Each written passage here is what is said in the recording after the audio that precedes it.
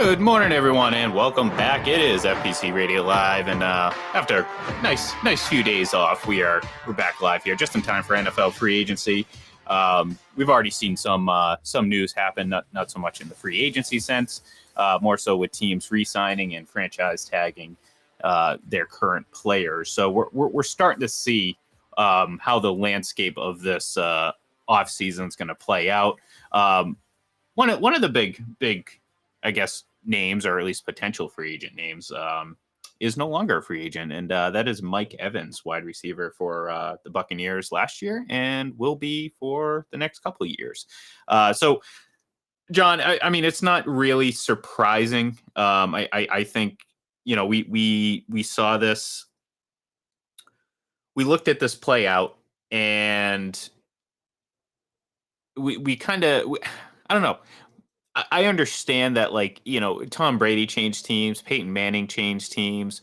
Russell Wilson's going to be on his third team in the last 4 years. So, we'll get to that in a minute. But the point is, player movement doesn't shock me no matter who it is. But I don't know, John. Mike Evans just kind of feels like a Buccaneer for life. I never really thought he would seriously consider going anywhere else. And despite his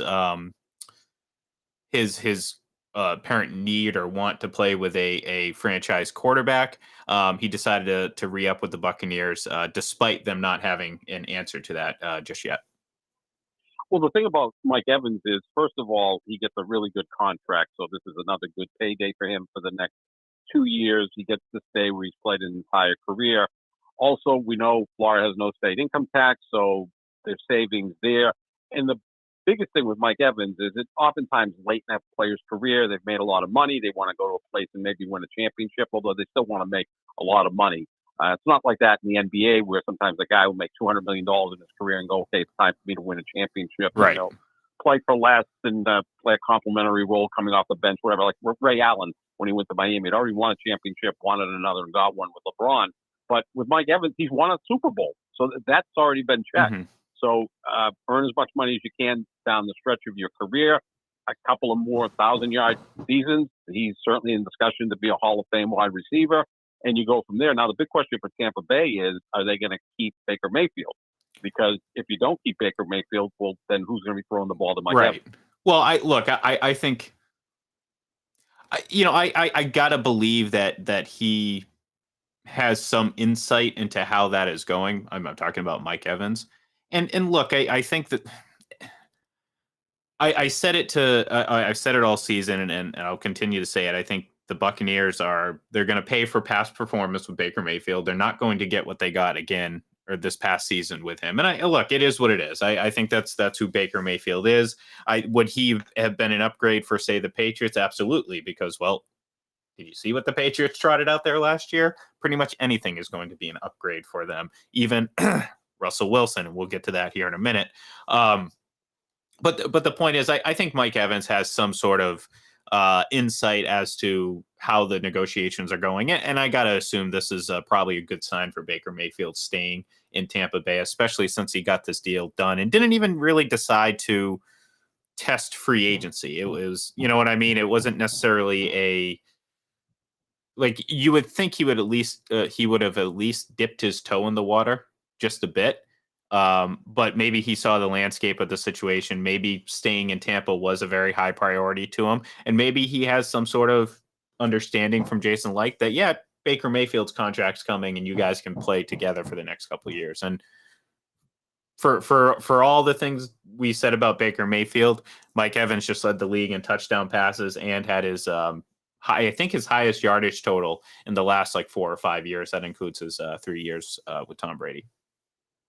Yeah, he's ascending at the ripe old age of 30, 31. I mean, he came into the league very young and right away started putting up big numbers. Look, that's I don't want to call it a red flag, but I think it's something to monitor too. And that's the problem. And I think that the Bucs were wise to bring back Mike Evans for a number of reasons, the production, but just his identity as a Buccaneer. I mean, he's very well loved in this region, and rightfully so. Like you said, I mean, the guy's tracking to be a Hall of Famer, and I think you can make the case that he is already. But 30, 31, man. That's a scary number for a wide receiver, especially a guy like him he's not really a fast guy, John. But I mean, the guy, his body takes a beating, I think, because I think he is a big receiver, so players are going to hit him more, and he's often in these situations where he has to go up and make catches, and you know, I don't know, 30, 31. That's tough. That's tough for me. I think that's why the deal's only 2 years, right? So it's not a complete catastrophe if he starts to slow down a little bit. As far as Baker Mayfield, let me throw this name out there. Russell Wilson, and you're going to bring him up with the Patriots perhaps, but he's going to be a free agent who's not looking for a lot of money because the Denver Broncos are going to be paying him $39 billion to not play for them this year. He's Right. already said he'll play for the veterans minimum, which is $1 million. Could Tampa now explore Russell Wilson? And you could tell it to Russell Wilson, hey, come back to the NFC where there's not as many good quarterbacks. Mm-hmm. You're going to have Mike Evans. You're going to have Chris Godwin. We won the division a year ago. You know, we've got a decent roster, not a great roster. Maybe that's the place he goes.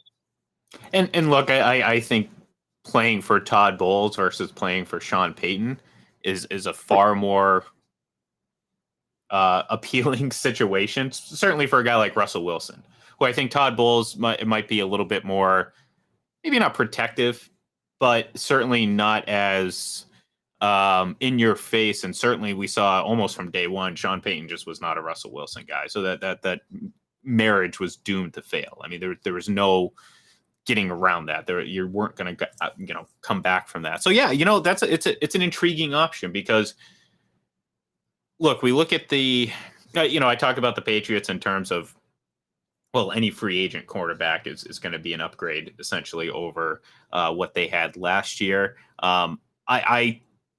I tend to think that maybe going that veteran quarterback route and building around that is a better option for the Patriots, and they can put their, even though the quarterback is the most important position. Again, I'm just not necessarily sold, and I'm not pretending to be any sort of expert on college football, but I have a hard time believing that drafting one of these young guys with the third overall pick is going to be the catalyst for a Patriots turnaround.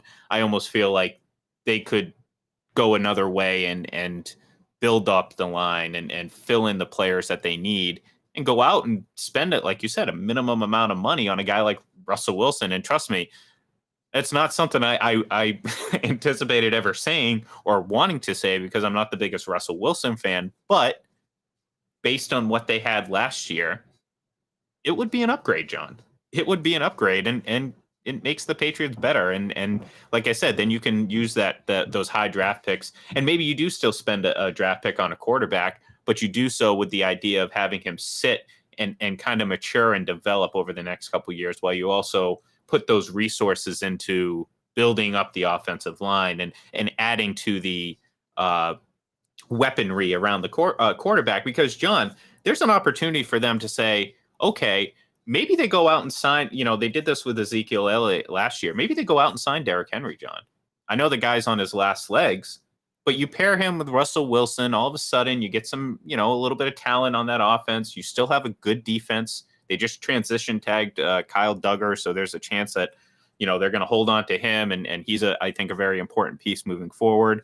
And then you use a lot of that money to really beef up the rest of the team and build depth around it. And like I said, I mean, I think that might be a better option for this team than to spend that third overall pick on a quarterback. So, and as Braden points out, they may ultimately, and I'm not necessarily opposed to this, trade back and get more value for that pick.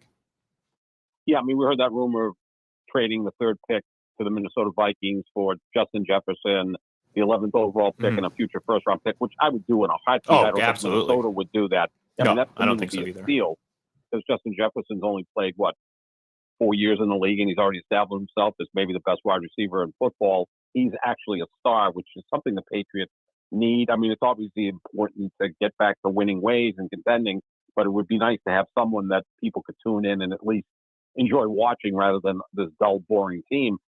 Would you still draft a quarterback at 3 and then sit him for a year or two? I mean, we hear now Drake may need a year or two to refine his skills. So he sits. You have Russell Wilson as your lead quarterback, but how is that going to work in the quarterback room? Is Russell Wilson going to be Alex Smith the way Alex Smith was with Patrick Mahomes? But with that part of it, Alex Smith played for 5 years in Kansas City. So his first 4 years, he didn't have Patrick Mahomes backing him up. The fifth year, he had Patrick Mahomes backing him up, and it was clear that they were going to move on to Mahomes the following year. But Alex Smith still built up his resume during that period of time. If Russell Wilson is the answer, you do what the Chiefs did back in 2013. They had actually the first overall pick. They took a tackle, which I wouldn't do with the first overall pick. I'd draft Marvin Harrison. At that point, you drop Marvin Harrison third. You got Russell Wilson, so at least you've got something going on there in the passing game.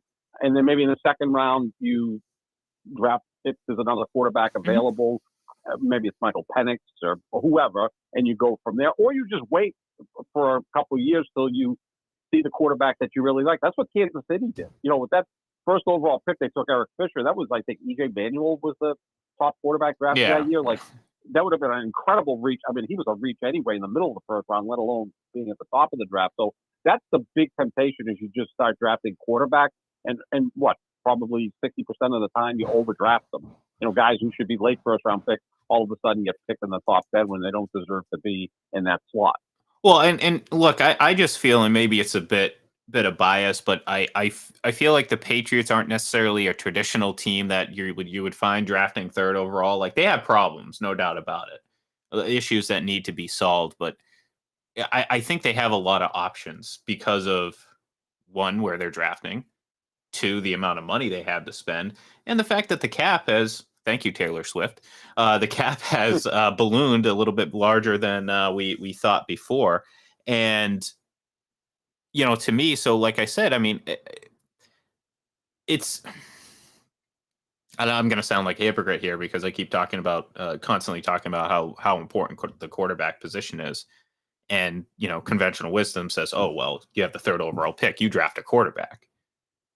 Well, again, John, how many, and you just mentioned a guy, E.J. Manuel. I mean, we can go on for hours listing all the top first round quarterbacks that flamed out pretty quickly. So I don't know. I don't think it's necessarily a risk. And when you're looking at a situation where, maybe you can get Russell Wilson at a veteran's minimum. And in that sense, I can be talked into that because, again, considering what they had last year, Russell Wilson's a big upgrade.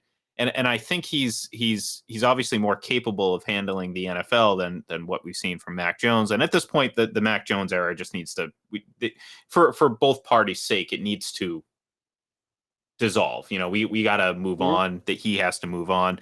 So you bring in Russell Wilson. So all of a sudden, you got yourself a veteran quarterback. Now it's not Tom Brady in Tampa. It's not, still TBD with Aaron Rodgers with the Jets, but it's not Peyton Manning in Denver, but it's a good to serviceable quarterback that you can then, I think the most important thing, John, is build stability. And kind of to your point, is create some sort of excitement, not necessarily because of Russell Wilson, but because you're going to see something different. And then if you go out and, like I said, draft Marvin Harrison Jr., a guy who has the name and the cachet and the, the film to back it up, all of a sudden you create immediate excitement among a fan base and not just the fans, but the team, John. I mean, the team, they're humans too. So, imagine you're sitting in that locker room knowing, well, we bust our ass all week and we know we're going to put out this awful, boring product on offense. Well, how motivated are you going to get? Now, all of a sudden you're like, wow, we got Marvin Harrison Jr., Russell Wilson, he's a wise vet, a guy that, has been around the block, probably older than a lot of these guys now on the team, as opposed to, Mac Jones before. So there's some energy right there. And that's not even scratching the surface of the money that they can spend to also add. Like I said, I mean, maybe you do go out and sign Derrick Henry, who's not Derrick Henry of 3 or 4 years ago, but I don't know, pair him up with Russell Wilson, John. That's not a bad little combination. You know what I'm saying? Like, then all of a sudden you have pieces and things to build, which last year and in the last couple of years, really, you just haven't. So a lot of options. Well, it's going to be it's going to be Russell Wilson's decision, as it would be with Derrick Right. Henry as a free agent. Now, Russell Wilson, money shouldn't factor into it, but maybe he is interested in joining the Atlanta Falcons. That's a team we're going to throw out there because Right. they already have better offensive weapons than the Patriots. His wife, Ciara, is from Atlanta. Atlanta is kind of a cool city, especially if you're into entertainment. And we know Russell Wilson is all about brand. He's not Right. Andrew Luck. That's a big part of what he is. At that point, does he go back to the Patriots? I'm really interested in Atlanta. They're going to offer me the veterans minimum. Can you do better? So now you're Right. going to have to kick in money. Well, and Although I think the way it works though is that money comes off of what Denver owes them. So, right, but at the same, that probably shouldn't be a factor now that I'm kind of thinking on the fly here. no, but at the same time, it's different than if you were to get into a battle for Baker Mayfield, or and in what That's might be working in say the Patriots or whoever might be interested in Russell Wilson's favor. The latest rumor out there is that Kirk Cousins is bound for Atlanta. That So makes sense.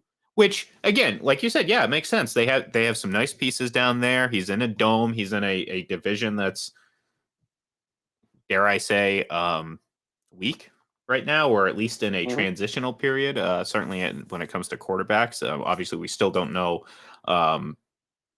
who the quarterback for the Bucks is, which is a problem. We do know who the quarterback of the Saints is, which is also a problem. So, what are we doing here? So yeah, look, to that point though, I also think, John, I think maybe Russell Wilson, as much, yes, he's very brand awareness aware. But I think this whole Denver experience might have humbled him. And in a sense that if he really wants to win again, I don't think that's going to be a deciding factor. You know what I mean? Like before, it was Russell Wilson, Mr. Unlimited. I'm coming. I'm bringing my brand to whatever city I go, and we're going to win Super Bowls. Now I think he's more of the, not a tail between his legs type situation, but more of a, for lack of a better phrase, all right, let's ride, right? Let's just do it. let's figure out the best situation where I could potentially win. The brand is nice. It'll still be there, but it's not the priority. And I think, if you're Russell Wilson, yeah, or at least, I think he's been humbled by this situation. I got to believe he has. You would hope so, yeah, because when he decided he wanted Seattle to trade him, he wanted to be treated like Tom Brady or Peyton Manning, that the entire program would be built around him. We know he had his own office in the Denver facility his first year there. Like, it was going to be him carrying the franchise the way that Peyton Manning did it in Denver a decade ago and the way Tom Brady did it in Tampa. Well, he's not at that level of being a quarterback. He's just not.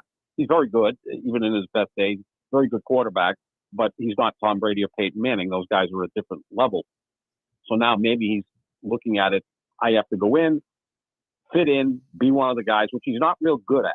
I think that's one of the great things about Tom Brady, is always just fit in with the guys. Right. And by a third of the way through his career, we knew that wasn't necessarily the case. I mean, he was dating Giselle.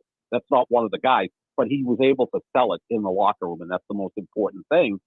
I don't think that Russell Wilson's been able to do that. How many stories have we heard about, whether you're a star player or just a guy that had a nice NFL career, talking about, yeah, well, my first day with the Patriots, he comes up and says, "Hi, I'm Tom Brady," and my reaction is, "Well, I know who you are." Like, so it's like, so I don't think that was necessarily an act. I mean, it was just that's the thing. It was an incredible cross. And we saw it with his age gap as he got older too. I mean, he was able to relate to younger players despite being the age of their fathers, if not older.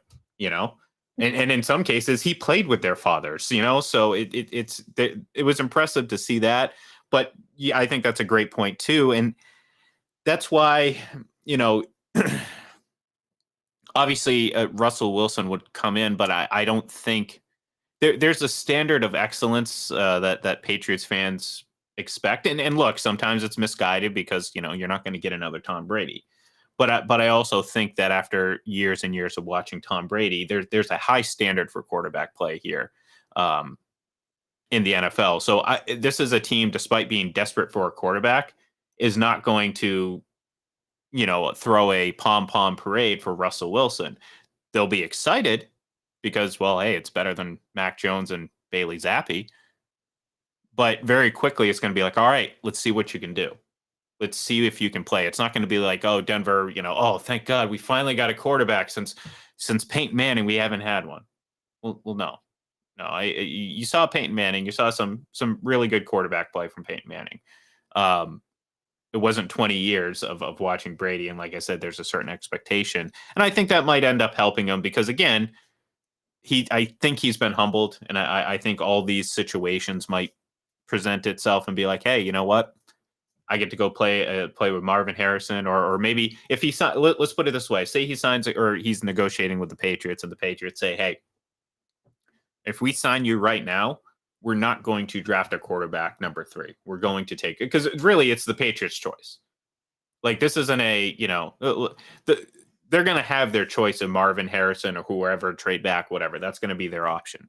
So they can go to Russell Wilson and say, hey, look, this is what we're going to do. We can guarantee we're going to get you a wide receiver.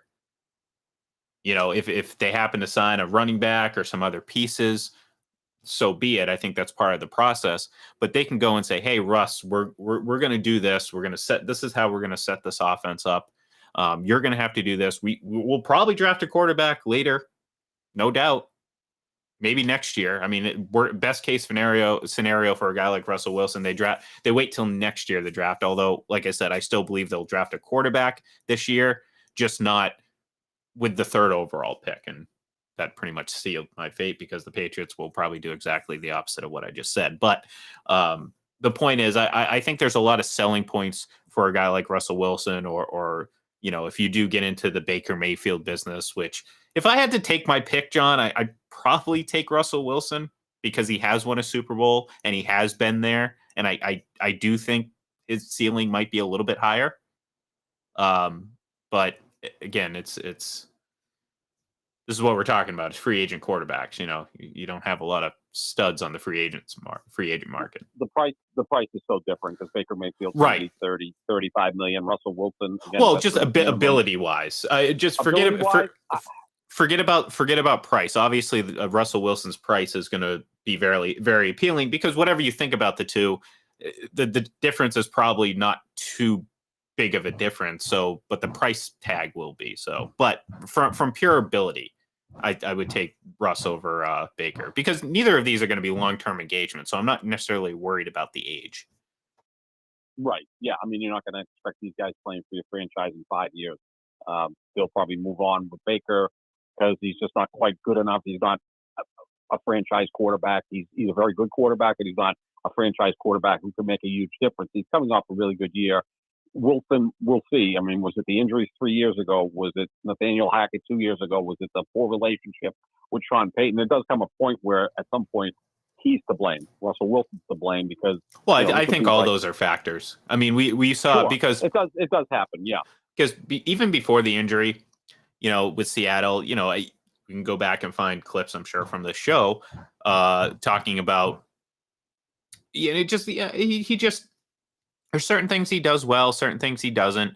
He had a lot of talent when he first came into the league. We talk about it all the time. Like, Pete Carroll maximized his departure from college football.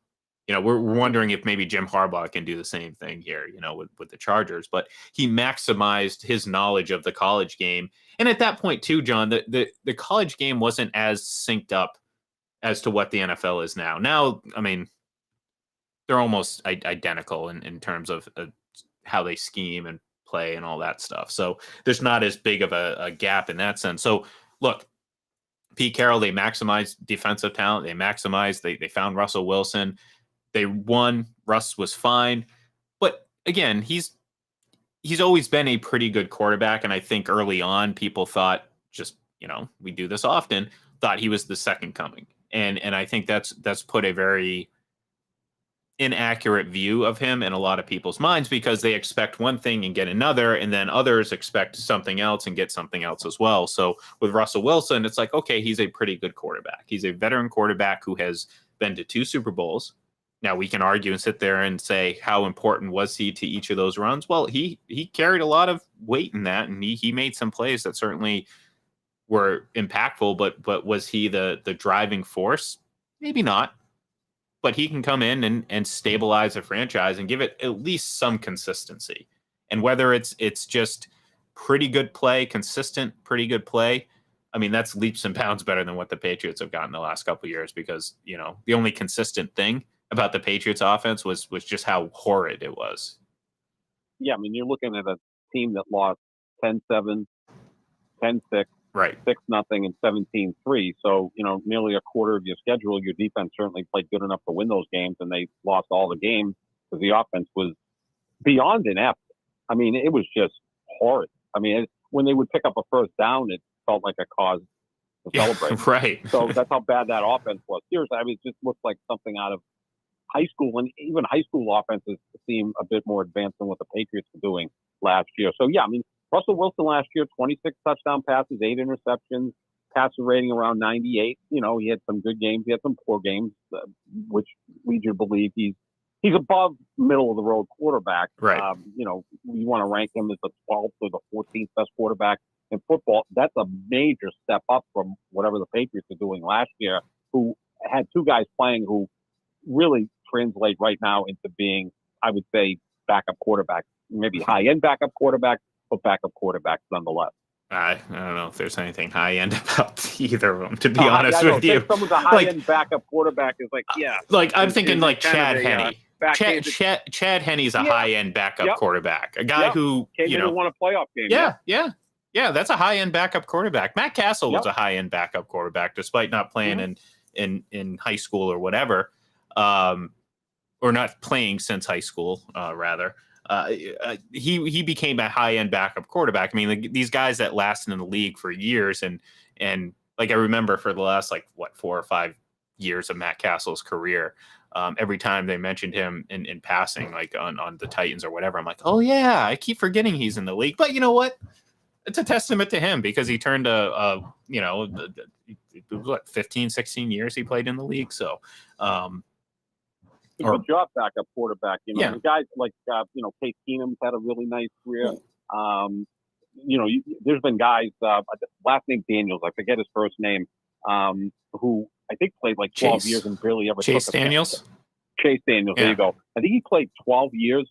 I don't think he threw 100 passes or maybe 150 passes, but he made somewhere around $35 million.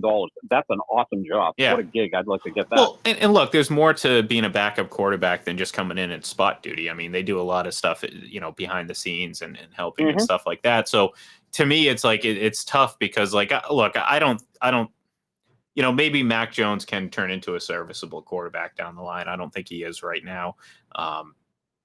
Give him a better situation. Maybe he has to be around a bunch of talent to have a good year or two. And, who knows, maybe he does settle into a backup role. I just don't see that as and this is why the Patriots, by the way, the Patriots quarterback situation was so bad, because we're not arguing about if they had 2 low-end starters. We're talking about if they had even 2 backup quality quarterbacks. Right.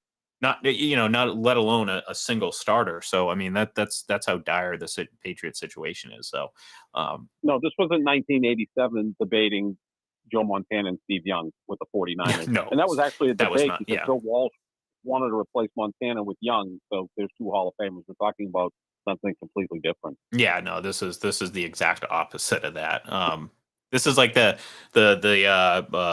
like Dan Marino, Trent Dilfer conversation. It's like, pick the 2 opposite sides. One player that is looked at as just a guy who won a Super Bowl, and then probably the best quarterback to never win a Super Bowl. It's right. These are examples people use all the time, and it's not really a great example, because, well, if you have to compare something from one very end of the spectrum to the other, that's not a great comparison. It's not a great arguing. The choice between Mac Jones and Bailey Zappi was like the choice between kidney stones and a massive toothache. Yeah. That's what it felt like watching the Patriots eat offense each and every week. When you had a better chance to score on defense, yeah, that's a problem. You really did. Yeah. But anyways, so all right, we're gonna wrap it up here. We'll be back tomorrow. be back tomorrow. We'll talk some more NFL news. We got free agency coming up on the 11th.